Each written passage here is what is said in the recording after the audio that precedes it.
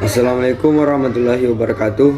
Perkenalkan, nama saya Muhammad Miftah Siddiq dengan NIM 20030150045 dari kelas PJKR A. Baiklah, di sini saya akan menjelaskan peranan olahraga dalam pengembangan disiplin dan kerjasama. Yang pertama, disiplin. Apa itu disiplin? Secara sederhana, disiplin berarti kontrol pengesahan diri terhadap impuls yang tidak diinginkan atau proses mengarahkan impuls kepada suatu cita-cita atau tujuan tertentu untuk mencapai dampak yang lebih besar.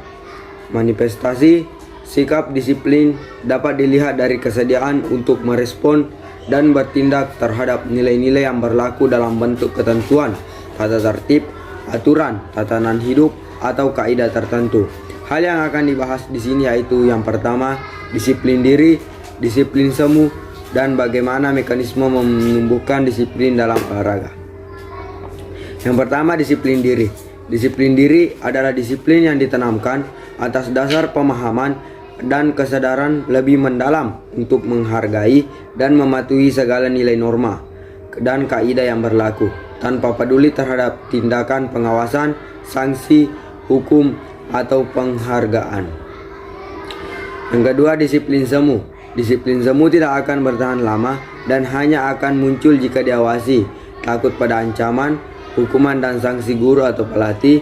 Disiplin yang dilakukan atlet dalam salah satu aktivitas latihan hanya karena terpaksa, takut dihukum karena diperintah, dan tanpa disertai kesadaran akan dapat menimbulkan disiplin semu.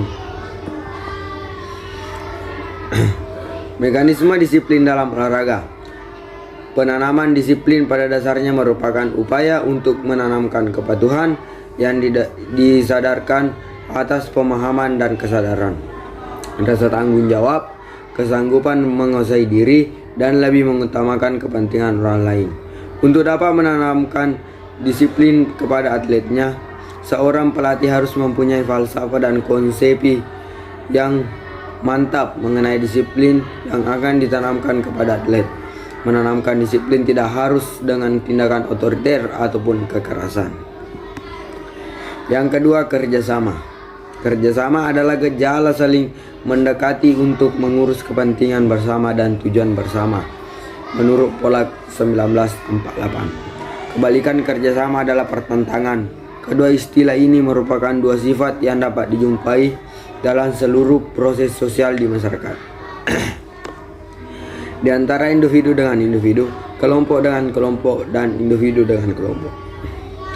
Persyaratan kerjasama. Yang pertama, kerjasama harus didasari oleh kepentingan yang sama. Yang kedua, didasari oleh prinsip keadilan. Yang ketiga, dilandasi oleh keinginan untuk mengerti dan memahami. Yang keempat, akan terbentuk apabila semua orang memiliki tujuan serupa tentang hal yang ingin dicapai. Yang kelima, akan lebih mudah terjadi.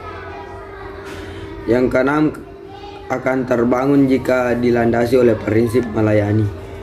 Kerjasama merupakan perwujudan tanggung jawab dari tiap orang yang terlibat dalam kelompok. Selanjutnya, penghargaan memainkan peranan penting dalam proses kerjasama, dan kerjasama harus dilandasi oleh kompromi. Yang ketiga, jenis-jenis kerjasama.